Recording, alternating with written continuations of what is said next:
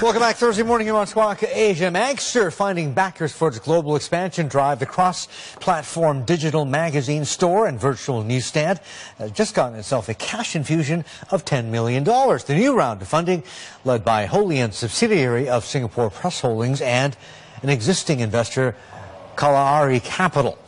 Magzter boasting a global catalog of more than 3,000 magazines, 9,000 publishers, and aims to have 1 million digital books available on its platform by early this year. For more, Girish Ramdas is back with us, co-founder and CEO at Magzter, joining us around the desk here at the SGX, together with our guest host, Paul Craik, from View from the Peak Macro Strategy. Girish, great to see you again. Welcome back. So this year, I know, 50 million users, 2 million books, 6,000 magazines. Those are your targets. How far away are you from them right now?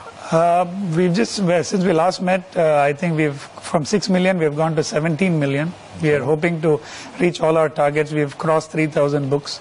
We've already added a few thousand magazines. We've just started, but by the end of the year, we should be at the 2 million mark. Wow, okay. And funding, you know, we ran a soundbite of you. We talked to you about a year ago, right? Yeah. And we asked you bluntly, look, IPO in the works? And you said, not right now, no, we're okay. You just secured 10 million more in funding, right?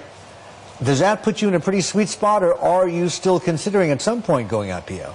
I think we're still in the growth phase. The whole digital newsstand or the digital reading business itself is right now in year zero in my mind.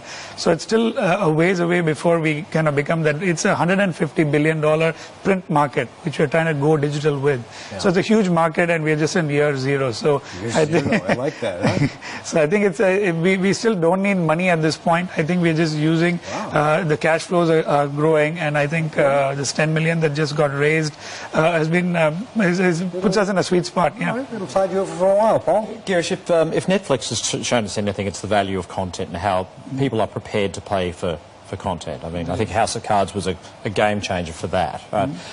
Can you talk about some trends in regards to people's ability or propensity to pay for content? Absolutely. I think as far as magazines are concerned, that's where we started with. When we started with the tablet devices, everyone is okay with paying for content on a tablet device. On the web, it was a different story. Everyone wants everything free.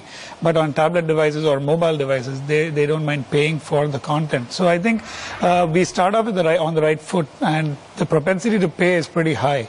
So we've got millions of users who pay and buy content on Magzter, and that doesn't mean that we are not going to go onto a free model as well, or a subscription model like Netflix. So these are all coming into the future as we go along. So why would a provider even use a free service online when they know that the majority of their customers, I mean, I have 50-odd magazines on that, and I pay for most of them. Sure. Why would The Economist or Forbes or whoever even bother providing a free service online?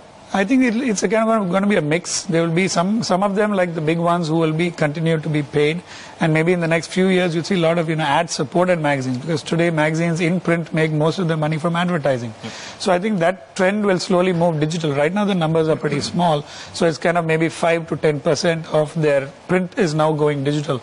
But in the next couple of years, when it becomes 40, 50%, then it's going to be a significant play. Girish, ultimately, how long will it be before all of this goes the way of the dinosaur? You must get that question a lot. I think this print won't die immediately, but I think it's going to take some more time, because it's like when television came, they said radio is going to die, but radio still exists in some form. So similarly, I think there's a kind of a huge number of users who still like the touch and feel of print, and they're not going, like for example, my kids, I think, are not going print at all.